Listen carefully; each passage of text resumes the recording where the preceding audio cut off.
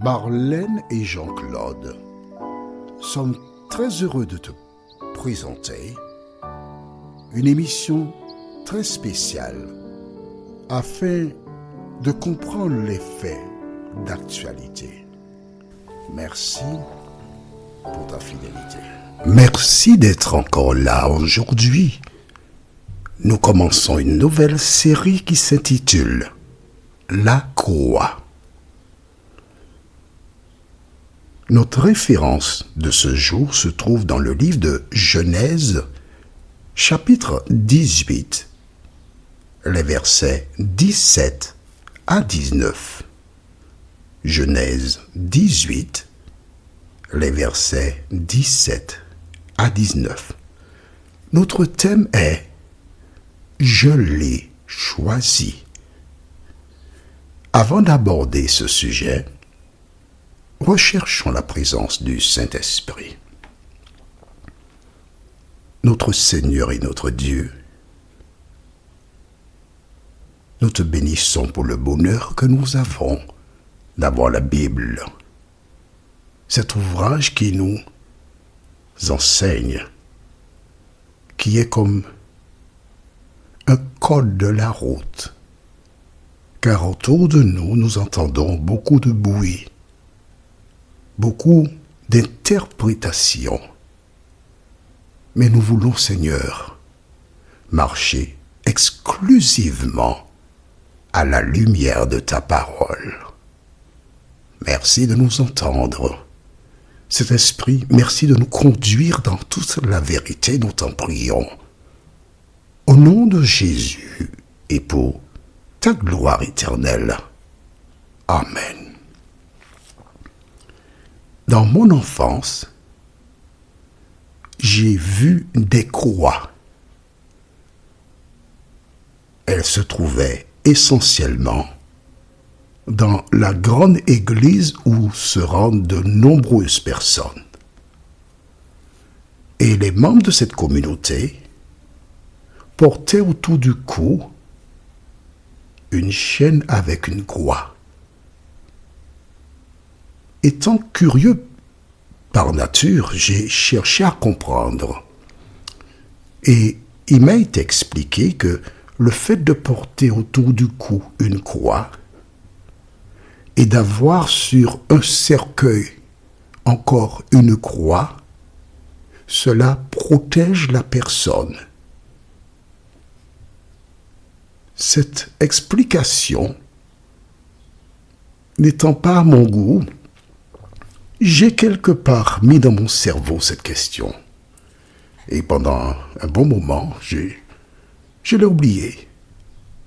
Jusqu'à ce que je laisse les Antilles pour me retrouver dans la région parisienne.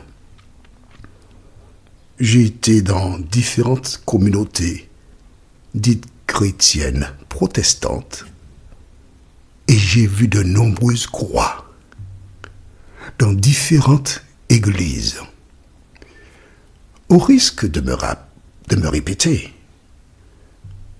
quelle est la réponse pour l'interrogation 2 n'est pas affilié à aucune église. Nous ne faisons que répondre à des questions à la lumière de la parole de Dieu. La question est la suivante. Une certaine église a été la pionnière dans la présentation de la croix. Et aujourd'hui, des églises protestantes ont aussi des croix. Ceci est-il conforme à l'enseignement biblique? Nous avons précisément 16 études sur ce thème. Au terme de cette période, tu comprendras s'il faut ou non avoir une croix.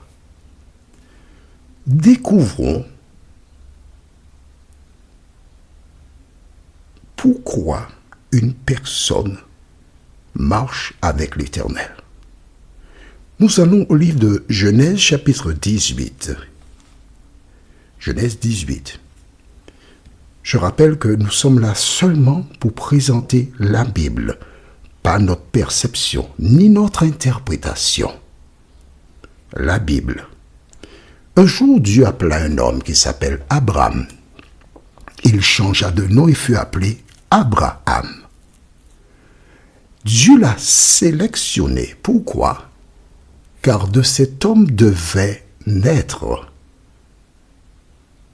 les ascendants du Sauveur du monde, c'est-à-dire Jésus, le Sauveur du monde. D'accord? Bien. Nous allons découvrir la mission que Dieu donna à Abraham, qui devint plus tard Abraham. Il alla chez Abraham et il échangea avec lui. Il mangea. Donc Dieu est venu sur terre.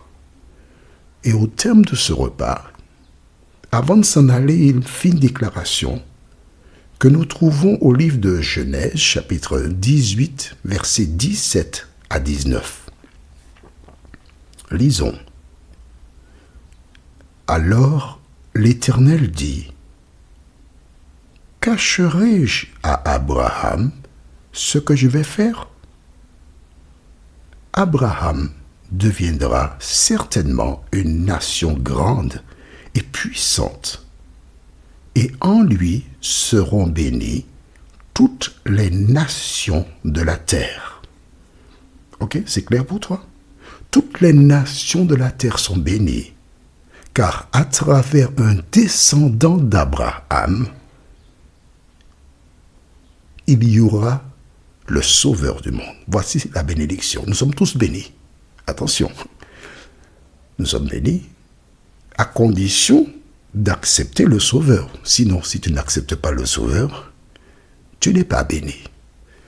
Ce qui nous intéresse aujourd'hui, je voudrais que tu notes dans ton cahier. Tu es nouvelle ou nouveau? Ah, tu ne savais pas? Ok, je comprends. Donc, je t'explique. En fait, tu es à l'université. Et à cette université, il te faut avoir ton cahier au minimum de 300 pages. Les anciens connaissent ça déjà. Avec la Bible, ainsi que de quoi écrire, noter, afin de prendre des notes pour ne pas oublier. Vois-tu, comme le Christ a expliqué dans la parabole du semeur, lorsque la parole tombe dans une terre, si la terre n'est pas fertile, si elle n'est pas entretenue, soit les oiseaux viennent récupérer la semence, ou encore elle meurt s'il y a trop de pierres en dessous. Regarde bien pourquoi Dieu a choisi Abraham. Et nous lisons cela au verset 19. « Car je l'ai choisi, afin qu'il ordonne à ses fils et à sa maison après lui de garder la voie de l'Éternel en pratiquant la droiture et la justice, et qu'ainsi l'Éternel accomplisse en faveur d'Abraham les promesses qu'il lui a faites. » C'est bon? Pourquoi Dieu a-t-il choisi Abraham? Je lis à nouveau. « Car je l'ai choisi afin qu'il ordonne à ses fils et à sa maison après lui de garder la voie de l'Éternel en pratiquant la droiture et la justice, et qu'ainsi l'Éternel accomplisse en faveur d'Abraham les promesses qu'il lui a faites. » En fait, Abraham, sa mission consistait à faire quoi? Tu es à l'école? Alors, écoute, réponds-moi. Il ordonne à ses fils et à sa maison de garder quoi? Les voies de l'Éternel. En clair, toutes les fois que tu poses une action, toutes les fois que tu fais quelque chose, il faut que l'acte soit conforme à ce que Dieu a donné. Je te pose une question. Peux-tu me donner la référence dans les Écritures Attention. La Bible, quand elle dit des Écritures, elle fait allusion à Genèse jusqu'à Malachie. D'accord? Bien. Mais ce que nous appelons aujourd'hui la Bible, c'est-à-dire de Genèse à Apocalypse, ça c'est la Bible. Peux-tu m'indiquer un seul verset, je ne veux pas deux, un seul verset dans la Bible, c'est-à-dire entre Matthieu à Apocalypse, un seul verset où il est question d'avoir une croix dans un lieu religieux ou porter une croix autour de son cou. Donne-moi une seule référence. Et si tu me trouves la référence, je te dis bravo, mais puisque je t'aime, je ne voudrais pas que tu perdes ton temps ni la tête en cherchant ce qui n'existe pas. Essayons de comprendre le symbole de la croix.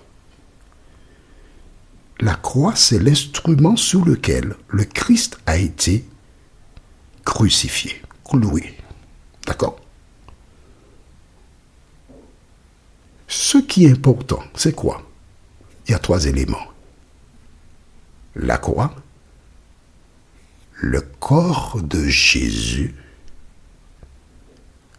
et le sang de Jésus. Dis-moi des 3, laquelle est la plus importante? Garde ces 3 éléments à l'esprit, d'accord? La croix, le corps de Jésus et son sang. Laissons le Nouveau Testament et allons dans l'Ancien Testament. La croix représente quoi, selon toi? Jésus a été cloué sur la croix, on est d'accord? Il y a donc 3 éléments aussi. L'autel de pierre, sur lequel était placé du bois, et par-dessus le bois, l'animal ou l'agneau, donnant mâle sans défaut, pour obtenir le pardon des péchés. 3 éléments. L'autel, donc des pierres, du bois et l'agneau. Dans le Nouveau Testament, c'est la croix, Jésus et le sang. Qu'est-ce qui est important? Vois-tu, je te donne une référence. On ira directement au livre de 1 Jean, vers la fin de la Bible. Tu vois, ce n'était pas inscrit, mais cette étude avec toi. Allons au livre de 1 Jean, chapitre 1er. Tu vis en direct comment l'Esprit de Dieu travaille. Je n'avais pas eu au départ la pensée de cette référence, mais on va dans le livre de 1 Jean, à la fin de la Bible, chapitre 1, et nous lisons les versets 6 et 7. 1 Jean, à la fin de la Bible. Devant Apocalypse, tu as Jude, devant Jude, tu as 3 Jean, 2 Jean, puis 1 Jean. 1 Jean, chapitre 1, et nous lisons les versets 6 et 7. Si nous disons que nous sommes en communion avec lui et que nous marchions dans les ténèbres, nous mentons et nous ne pratiquons pas la vérité. Mais si nous marchons dans la lumière, comme il est lui-même dans la lumière, nous sommes mutuellement en communion et le sang de Jésus-Christ, son Fils, nous purifie de tout péché. La question que je te pose à la lumière de cette référence biblique, qu'est-ce qui est plus important? La croix, le corps de Jésus ou le sang de Jésus? Vois-tu, dans l'Ancien Testament, il y avait l'autel de pierre, le bois par-dessus et l'agneau qui était immolé. Et quand il était immolé, c'était le sang qui était versé. Et on prenait le sang qu'on mettait sur l'autel pour le pardon des péchés.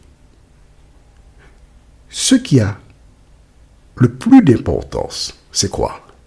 Le sang de Jésus. Aujourd'hui, beaucoup de personnes sont focalisées sur quoi? La croix. La croix n'est pas importante. Ce qui est important, nous venons de le lire dans la Bible. Dans 1 Jean 1, je relis pour 3, à partir du verset 6. Si nous disons que nous sommes en communion avec lui, alors lui c'est Jésus, d'accord? Alors quand on lit la Bible, ok, il faut appliquer des codes.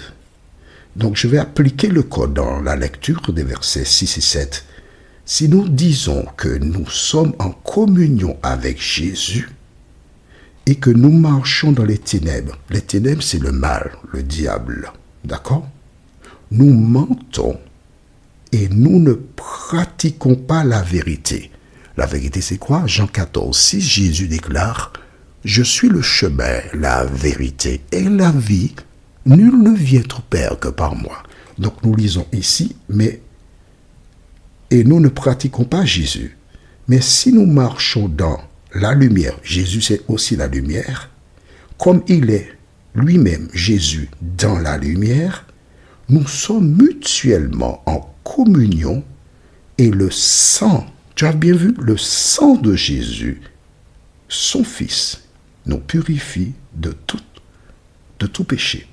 Alors ici, son Fils, mais nous savons que Jésus est Dieu, puisque au commencement était la parole, et la parole était avec Dieu, et la parole était Dieu. Tu trouves cela dans Jean chapitre 1er, verset 1.